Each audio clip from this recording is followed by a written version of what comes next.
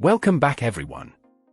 Today I'm going to show you a very interesting method to back up your existing Windows, including all your applications, programs, and data, into an ISO file. Now this is something most people don't even know is possible, and by the end of this video, you'll be able to create a full backup of your entire system that you can reinstall anytime. And here's the best part, you don't need any external tools for the main process. Everything is built in. Before we begin, make sure to hit that like button and subscribe if you find this useful, it really helps the channel. First, make sure you have an extra drive or partition that's larger than the data on your C drive.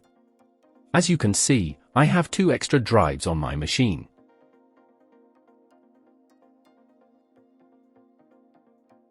Next, you're going to need Rufus. You can download it from its official website, either the portable version or the installer package. This is optional, mainly for burning the ISO file later. Another tool I recommend is Ventoy, it's completely free.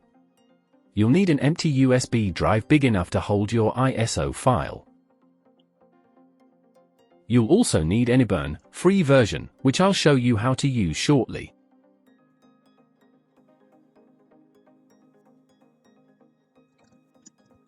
And finally, download the Windows 11 ISO file directly from the official Microsoft website.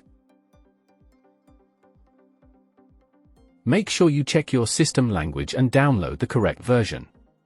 Quick tip, having the correct version here will save you a lot of headaches later, so don't skip this step. Once everything is downloaded, install AnyBurn.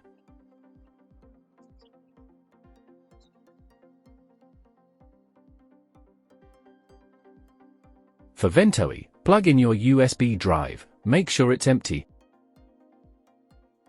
Run the ventoydisk.exe file, and install it onto the USB. Keep in mind, it will erase everything on the drive, so back up anything important first. Once that's done, your USB is ready and can be used for any ISO files. Now let's move on to the main part, this is where the magic happens. Restart your machine while holding down the Shift key on the keyboard. When you see "Please wait," you can release it and wait for the recovery options to load.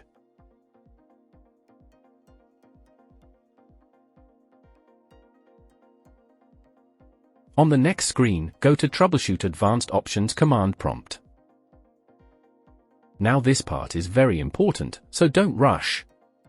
In the command prompt, type Notepad and press Enter.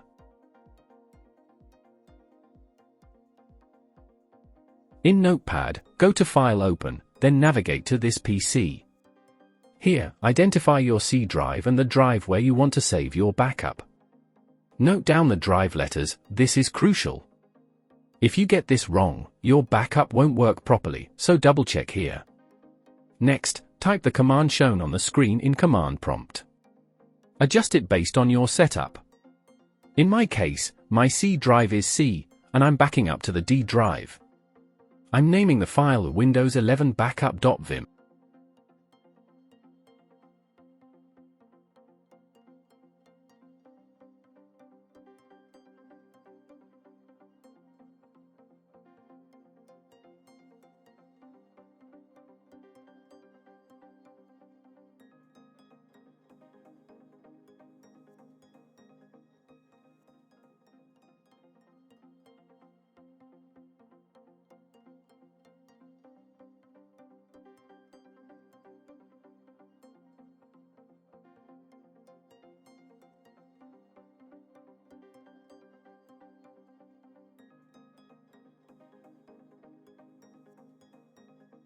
Double-check the command carefully before running it.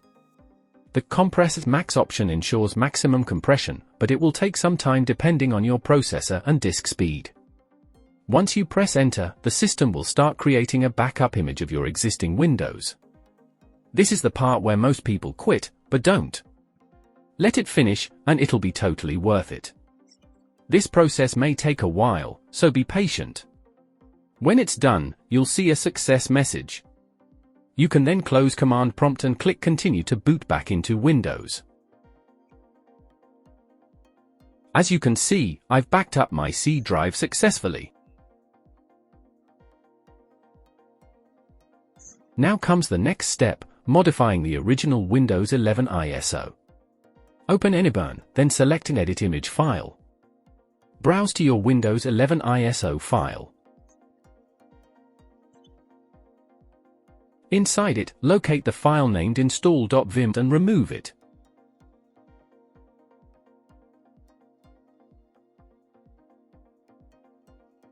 Now, add the backup file you created earlier. Before adding, make sure you rename it to install.vim. Click Add, browse to your backup file, and insert it into the ISO.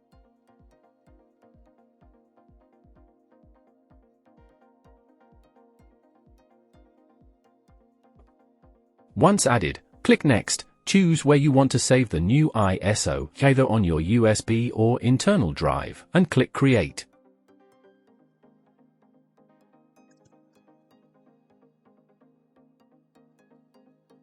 You're almost done now, just one final step. After the process is complete, you can exit the software.